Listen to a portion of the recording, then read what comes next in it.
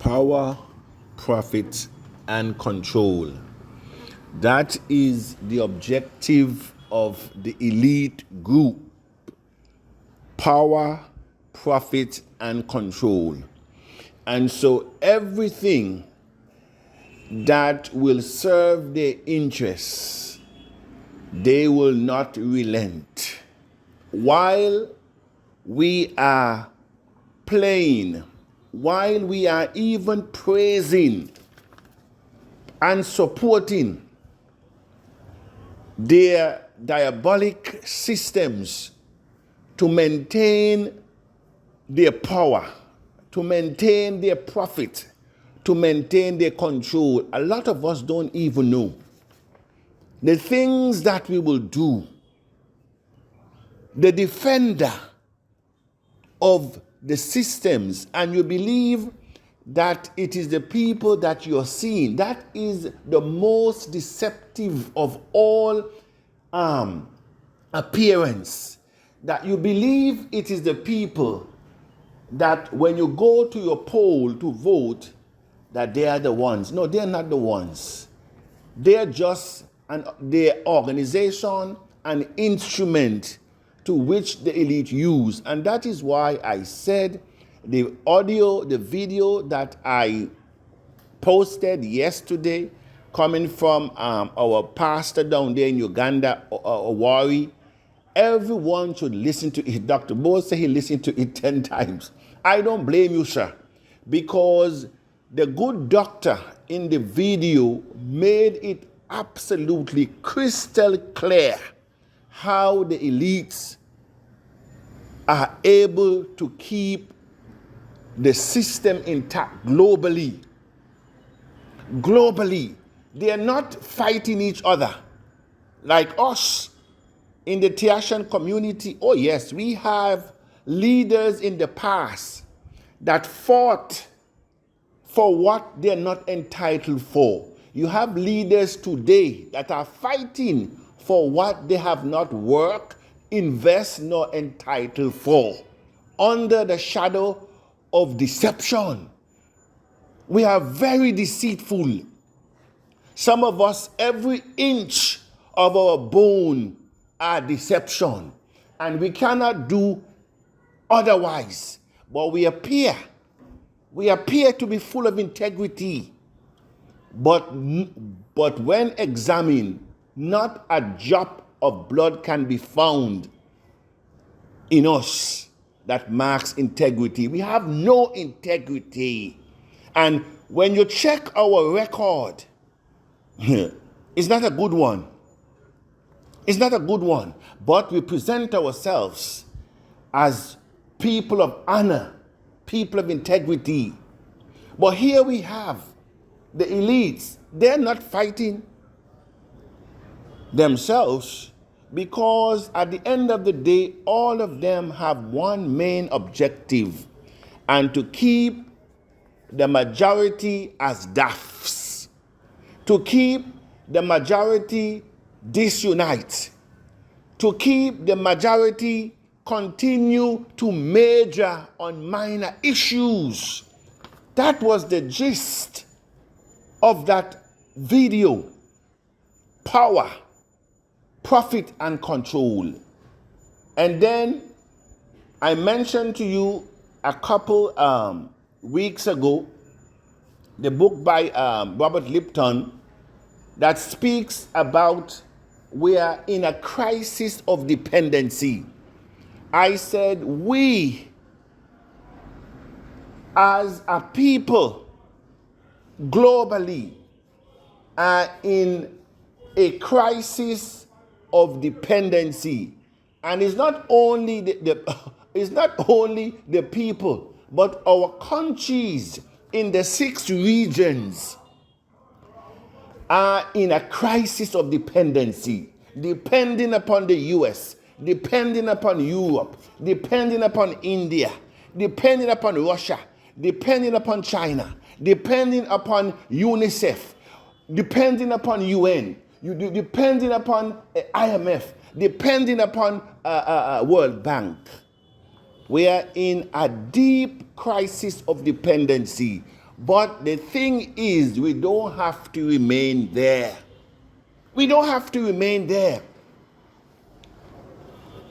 And so the question will be, where were you when TAC came into existence with his mission, his vision, and his goal to break the elite structure of over 400 years? Where were you when the leadership of TAC launched into the deep in 2019, when the world was facing an economic tsunami of historical proportion? Where were you and what did you do? What role did you play? Were you one of the obstacles? Were you one of the gallows? Or were you a bridge or a ladder? What role did you, where were you when we met all the milestones and certified the coin first on Birec? Where were you when we certified the coin on 2 other exchanges? Where were you when we created our first blockchain? Where were you and what were you doing in the community? That will be the question that will be put to you. Were you a bridge that people could pass on? Were you a ladder? Were you an open door? Or were you a deceiver, a deceptor, a blocker of opportunity? What role did you play? Were you deceiving us by taking up leadership position, but your intention was to destroy? Your intention was personal, of what you can gain. Where were you when TAC was on its mission to eradicate global poverty and to address inequality, to create economic channels from Africa to the diaspora, to settle the Afro-Caribbean debt? Where were you when the mission and the vision and the philosophy of TAC were envisioned? What role did you play? And what role are you still playing today? And so this is part 2 of who is in control. Who is in control and what really matters to the majority? What really matters to us? Where were you when the leadership continues to say TAC is going uphill? Many bright lights and leaders came, bright lights, but they went out because of lack of patience, misunderstanding of the mission. They came with their baggages of instant gratification, opportunity to solve long-term problems. Where were you when the mission and the vision of TAC were being amplified? When the director of training conducting every Saturday, where were you, Tiashan? And what role did you play? As it is now, we have drawn a lot of attention. We had a write-up by one Caucasian, allegedly works at ZDK, that wrote when we first started in Antigua, because Antigua was one of those countries that really understood the mission that we were on, and they really came out and rallied behind one of their sons. And the elite structure there, conniving with the administration, they targeted us, while others were doing the same, were allowed to plant machines, crypto machines around the country.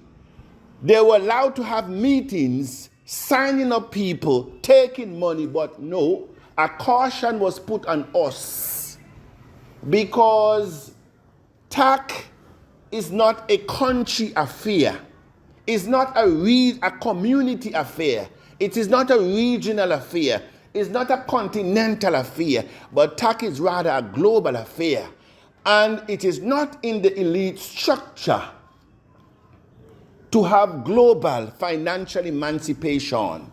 The video I sent clarifies and confirms exactly what I have been saying since I entered the crypto space, that they will use that which came to emancipate us and they will use it against us because we are still stupid.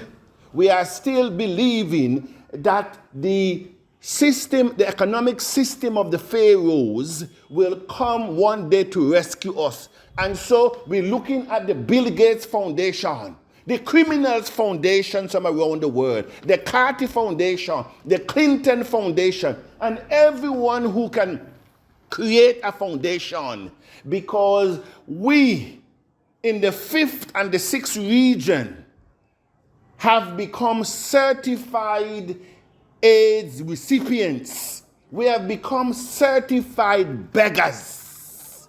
That is who we are, certified beggars. And so where were you when TAC certified its coins? Where were you when the staking was going on? The desktop, the wallet, the new exchange. Where were you and what role did you play? What time did you take to understand this new dynamics in the era of the 4th Industrial Revolution? Where were you? Still asking all kind of silly questions. You have not grown since you have entered TAC. You have not taken any time to educate yourself with all the information at your fingertip. You still remain a daft. But when it comes to politics, nobody needs to educate you. And you know why nobody needs to educate you? Because the system that we all supported and still supporting is the very same system that keeps us in division.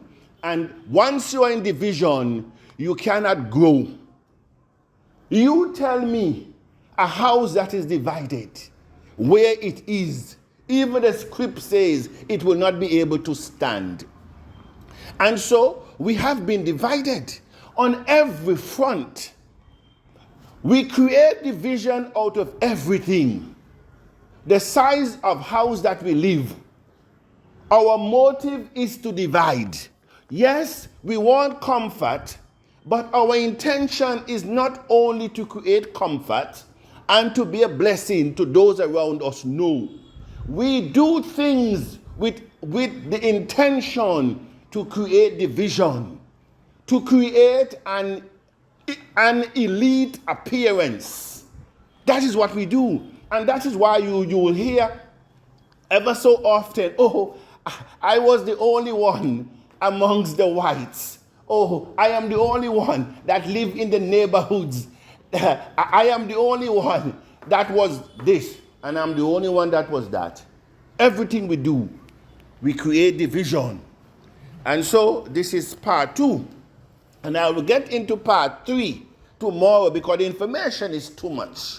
And so I will concentrate on our dependency which Lipton outlined. There are 5 stages that leads to dependency: appreciate, anticipate, expect, entitlement, and it goes down to dependency. This is chief abundance. May we remain focused with this lifetime opportunity to change generational poverty, to create something that we would have created the foundation, because a lot of us in TAC, we are still looking for quick fixes. We are still looking for what Marcus Garvey says, another race financial system to get us out of our quagmire. That is why our leaders, they're running to China. China economic module is one of slavery. Look around on the continent of Africa. The things that China is doing, they will not be able to do it because we are now the economic slave. And it is the worst type of slave you can enter, economic slave. Because it visits you everywhere you go. It doesn't leave you. Economic slave doesn't leave you. It goes to bed with you. It rises in the morning with you. It goes to work with you. Economic slave. And that is what we're now headed to. We are on a road to economic slavery. Intelligent people being enslaved to economic development. It is a very nice way to put it, but it is the real fact. Marcus Garvey word will not die.